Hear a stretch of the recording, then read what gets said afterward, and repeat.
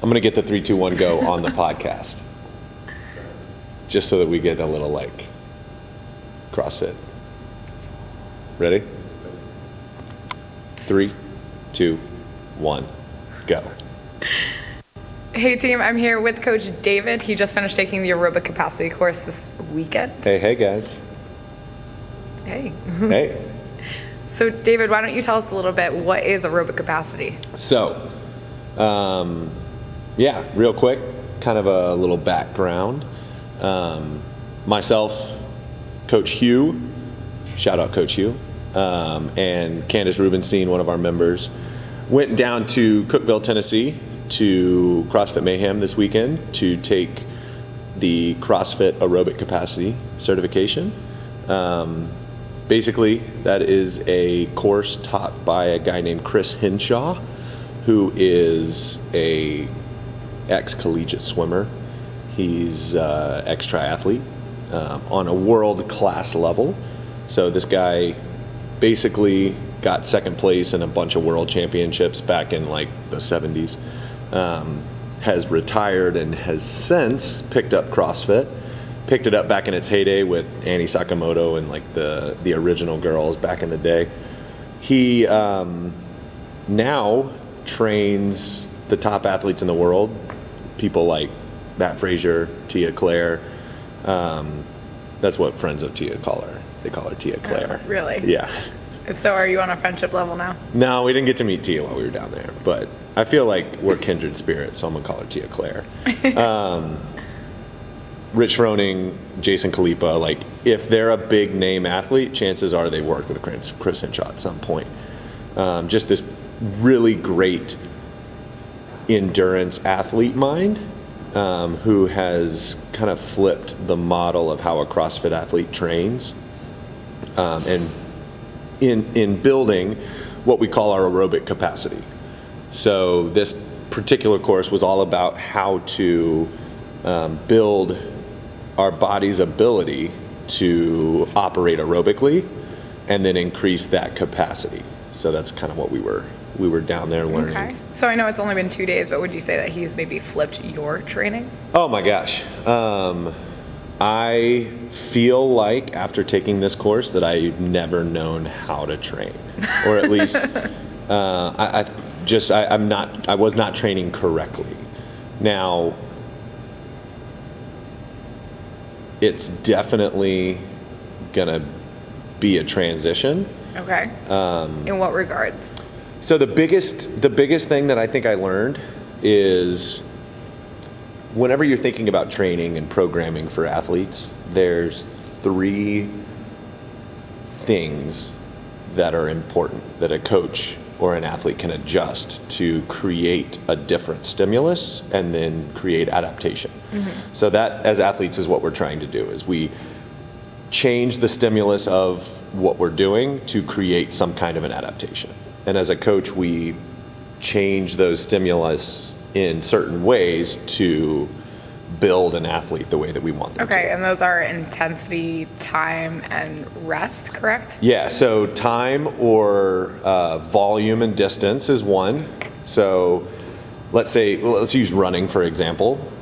We can change how far we run, be that a mile, 2 miles, 5K, 100-meter dash, whatever that distance is, that's the volume of the workout. So that's one. The second one is intensity or speed. So we can change, like if we're doing a mile run and that's the volume, we could do a mile all at one time. That's going to be a lower intensity than, say, doing 4 400s with 3 minutes rest in between.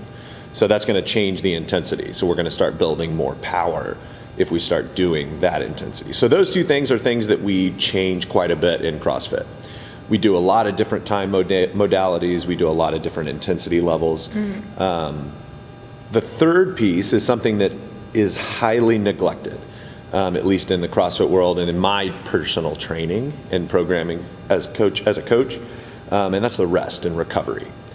So we can also adjust the rest, maybe 2 minutes, 3 minutes rest in between intervals.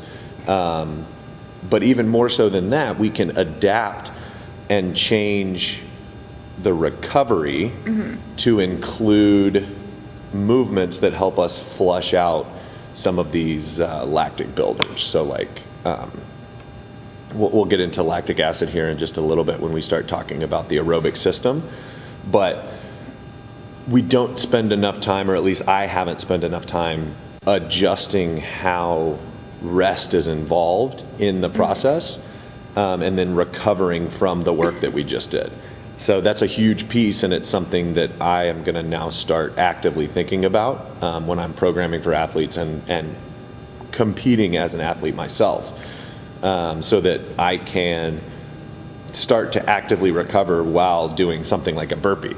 I know that sounds crazy. I can think of a few members that will argue with you. To the bone, yeah. I Yeah. know. So team, get ready to start hearing the term recovery burpees. That's going to be something that you're going to see, and we'll talk about that a little bit.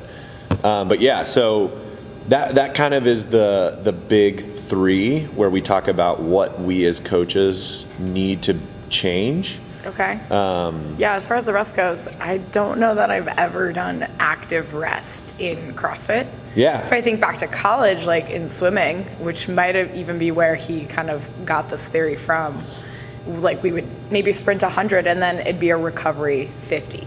Nice Yeah. and slow, nice and easy. And trust me, my teammates definitely took it easy because we knew the second we got back from the 50, it was another sprint. Yeah. So it was like, how slow can I go? Absolutely, and I think as CrossFit athletes, we get this really strong urge to go fast, high intensity. I mean, CrossFit itself in the name is workouts performed at high intensity over broad time and modal domains. So what is your work capacity over these broad time domains? And constantly we're high intensity. We're always preach that. However, to create adaptation in the slow twitch muscle fibers, you can't use this high intensity because once they're used up, they take time to recover. However, as a CrossFit athlete, we're probably about 50% fast twitch muscles and 50% slow twitch muscles. We spend all of our time in this high intensity work building and developing our fast twitch muscles, but we never take the time to slow down and really develop our slow twitch muscles. So that was another really big thing that we talked about. And I mean, it's those slow twitch muscle fibers that help you grind through different things in a CrossFit workout. absolutely. Like if you think about even a 1 rep max back squat, sometimes it ends up being super slow, and those are the muscles you're starting to tap into. Yeah, and so even talking about, like, let's say a 1 rep max, your neurological system is gonna, whenever it knows it's got a 1 rep max coming. So you're walking up to a back squat bar. Your brain is already starting to gather up all of these muscle fibers that it's gonna need in order to hit this lift. So once that bar gets on your back, your brain is priming fast twitch muscle fibers, slow twitch muscle fibers.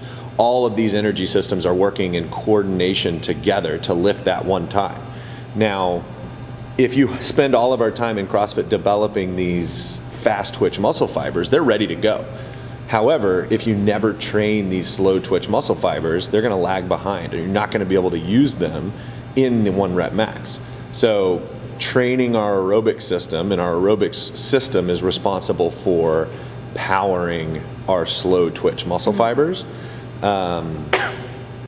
That is going to allow you to incorporate these slow twitch muscle fibers in everything that you do. And it just goes to show that, like, I think it's a common misconception that when people hear aerobic capacity, they just assume rowing, running, skier, etc. Oh, yeah. But it's utilized in weightlifting as well. Yeah, weightlifting, I mean, every movement can become aerobic. Aerobic scientifically means that you're using oxygen as the driving energy source. So anaerobic uses sugar or fat or some outside source other than oxygen to power the system. Aerobic is powered by oxygen. The oxygen that you take in turns into carbon dioxide when it's used, and you blow that out. So the benefit of the aerobic system is there's no byproduct that stays in your body. This also reinforces the fact that athletes need to learn how to breathe. Yeah, breathing, exactly, huge. Someone with big lungs is going to have a better aerobic system than someone with small lungs who doesn't breathe. So breathing, super important, but aerobic uses that energy, and the byproduct, carbon dioxide, is blown out as you exhale. So it doesn't stick around in the body. Now the anaerobic system that uses sugar and fat to burn calories, or to burn this energy and fire the system, leaves behind a byproduct that hurts the body called lactic acid. So whenever you do, let's say you hop up and you do 100 push-ups, your shoulders are burning, they're dying, they can't, you get to the point where you're strong enough to do a push-up, but you can't do a push-up anymore because your system is flooded with this byproduct called lactic acid. So the anaerobic system floods your muscles with lactic acid, and your aerobic system actually cleans that lactic acid out. So if you think about it like the lactic system as a faucet, your anaerobic system turns on the faucet and it just starts filling this cup up with lactic acid. And if you have a good aerobic system, it's like you've punched a bunch of holes in the bottom of the cup, so it starts to spill out. Now, if you can turn that faucet at the same rate that it spills out of the cup, you're going to create a sustainable pace. So whenever you get to the point where you can do, air squats at a nice slow recovery pace, that is your body flushing out the lactic acid that you're building with the air squat at the same rate that you're starting to fill up that lactic acid. So the capacity, your aerobic capacity, is your aerobic system ability to flush lactic acid out of your system. So the goal is to steadily and slowly increase our body's ability to flush that lactic out with our aerobic system, those slow twitch muscle fibers. So that's that recovery swim that you were talking about. Yeah. Whenever you go really, really fast, you flooded your body with lactic acid. And then as you slowly use these slow twitch muscle fibers, 100% powered by oxygen, to slowly move back, and you're pulling all that lactic acid out of your system if you go slow enough. If you tried to go fast and used your anaerobic system, you're still turning the faucet on. You gotta turn the faucet off. So go very slow movement back to the beginning, and then when you get back, you can sprint another 100 because you flushed all that lactic acid out if you've taken enough time to recover. So a lot of the things that we talked about in the class were how to develop your body's ability to flush that lactic acid out. And it's simple, easy stuff. Like, for example, one of the workouts that we did was we turned over, we did 12 seconds of push-ups, just like hammered push-ups as hard as we could, and then immediately flipped over onto our backs and grabbed a PVC pipe and just pressed up like we were doing a bench press. And that PVC pipe, very slowly, the only direction was we couldn't stop moving. All they wanted us to do was like push it up, come back down, really, really slowly. Did that for the rest of the 48 seconds. And then we did that 5 times in a row. And I promise you, by the time, try this at home, like if you haven't had a chance to do it with me yet, I've been putting a lot of people through this test. By round 4 and 5, that PVC pipe starts to feel like it's 100 pounds. You just can no longer push it up. So warning to everyone taking Coach David's class the next couple of weeks, you're probably going to be doing this a bunch. Yeah, get ready for recovery work during your rest. But what we're doing is we're training our body to operate and flush lactic acid better. So if you want to think about the lactic acid system or the lactic flushing system like a toilet, since we're talking about flushing, we want to be a high velocity toilet. Sometimes you like flush a toilet and like you feel like it's going to explode because it's so fast, or the low flow, like annoying toilets that don't flush. We want to turn our bodies and our slow twitch muscle fibers into high velocity toilets that can just flush that lactic acid out. And you do that through training with active recovery. So on that push-up, that PVC pipe is slow twitch muscle fibers activating, keeping the blood flowing so that they can flush that system out.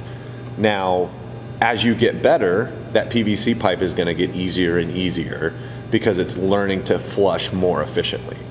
Now, when you do that, then you could increase the weight. You could decrease the time that you have. There's a lot of different ways that you can change the recovery to create a better adaptation.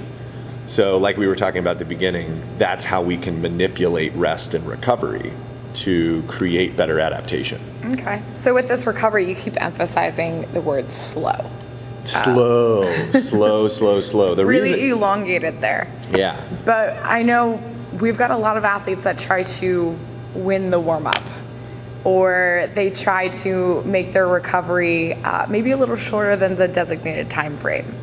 What would you say to these individuals, or what encouragement would you give them? Would you give them a tip to kind of slow it down? So you have to remember why you're doing something. So we as coaches think about these workouts that we program, and we do them for a specific reason. Now, hopefully the coach at the beginning of the class is going to talk to you a little bit about why you're doing the workout. But let me give you a little look behind the curtain, and you can start to figure these out kind of on your own. But if we tell you to rest, or we tell you to actively recover, then we really want that to be a rest. And let's say, call me crazy, but I'm going to tell people to start doing burpees for active recovery. Now, You've now heard that twice, guys. Fair warning. Don't think that what I mean is I want to see how many burpees you can do, because I frankly don't care if you do 1 burpee or if you do 30 burpees or whatever it is.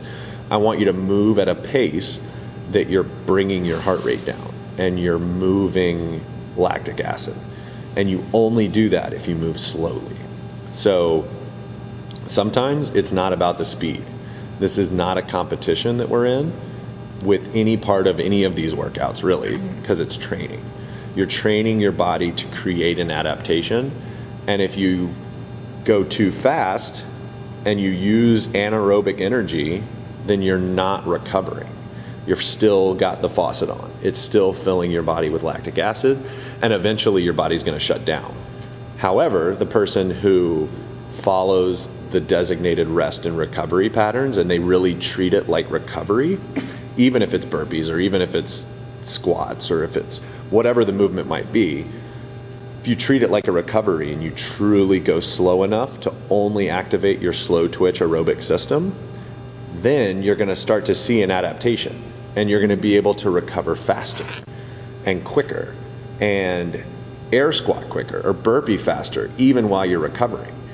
Rich Froning is the best athlete in the world because when he's doing 95-pound thrusters in Fran, he's using only his aerobic system, whereas everyone else in the world is using their anaerobic system. Rich can sit there and do 95-pound thrusters for 100 and never build lactic acid because he's trained his recovery and his aerobic capacities, his aerobic system's capacity to flush lactic acid.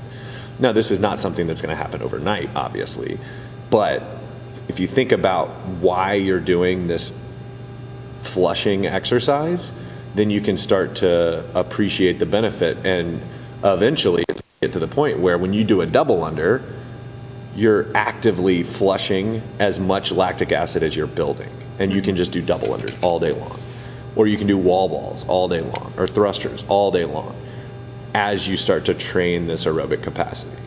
So that's why it's so important for a CrossFit athlete. So that slow active recovery, if you don't train it, you're not going to get it.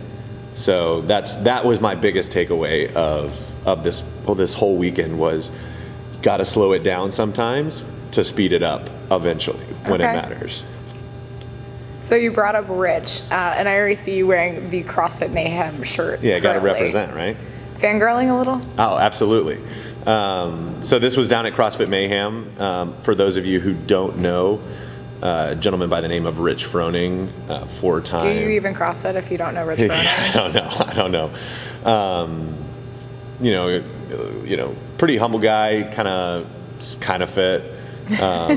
won the CrossFit Games. I think it was 2012 for 4 years in a row. So only kind of fit. Yeah, kind of fit.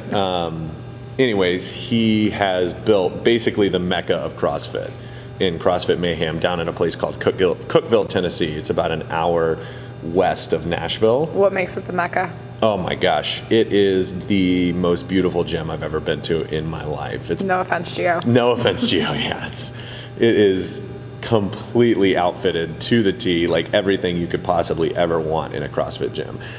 We were talking yesterday, and I said that if I had unlimited funds and unlimited space, this is the gym that I would make.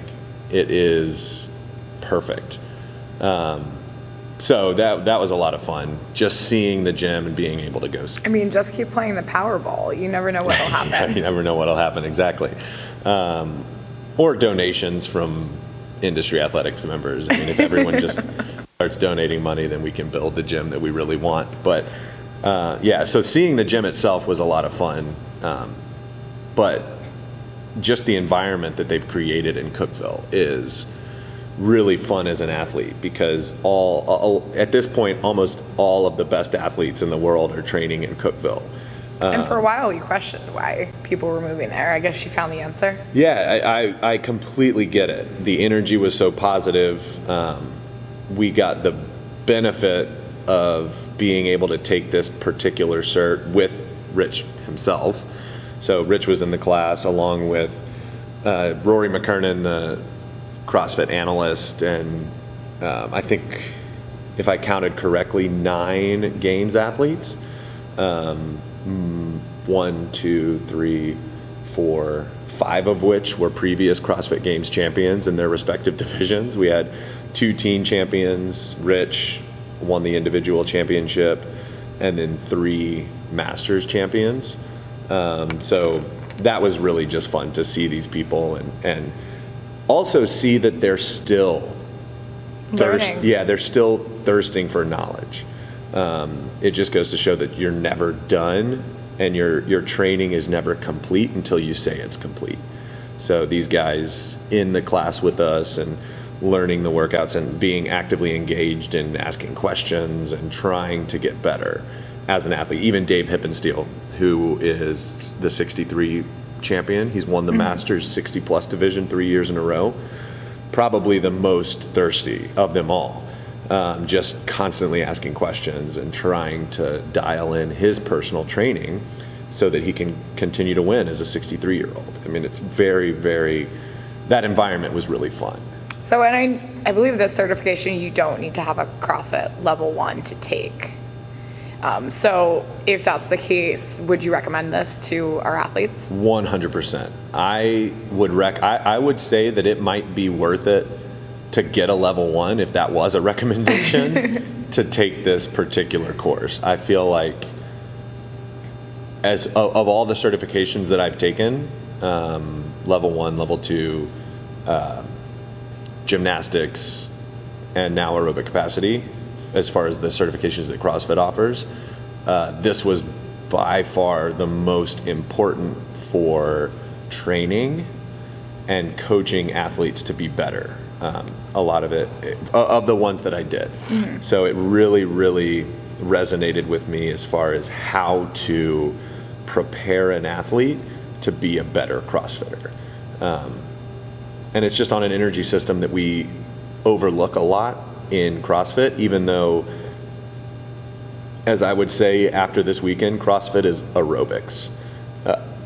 We're not wearing funny leotards, but maybe we should be, because if you're the best in the world, stay in their aerobic system better than everybody else, and that's why they win, because they can continue to move weight at an aerobic level until the very end of the workout, when they can blast it off, when everyone else is dying.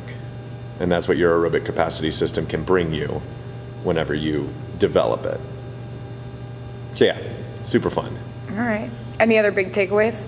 No, just if you have a chance to go to Cookeville, Tennessee and CrossFit Mayhem, do it. If you're in Nashville for a bachelorette party or a bachelor party, or just going to Nashville, it's only an hour away. I would take the time to drive out there and take a class. It's just really fun to kind of geek out with the gym, plus at least 2 individual games champions train there, Rich and Tia Claire, or TC.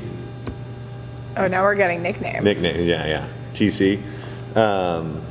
Along with the CrossFit Mayhem Freedom team that won the games, and like it's just, you never know who you're going to run into. My class was taught by Angelo DeChico, who was the original teen 14 and 15-year-old division champion, and then the 16 and 17-year-old division champion. It's like every time you walk in the gym, you're looking at a games champion, which is kind of fun. So if you go to Cookeville, or if you go to Tennessee, take the time, drive out to Cookeville, go see CrossFit Mayhem, and maybe meet Rich running. All right, sounds good. All right, guys, that's all we got for this one. Industry Athletics Podcast, take 3. Love you. Bye.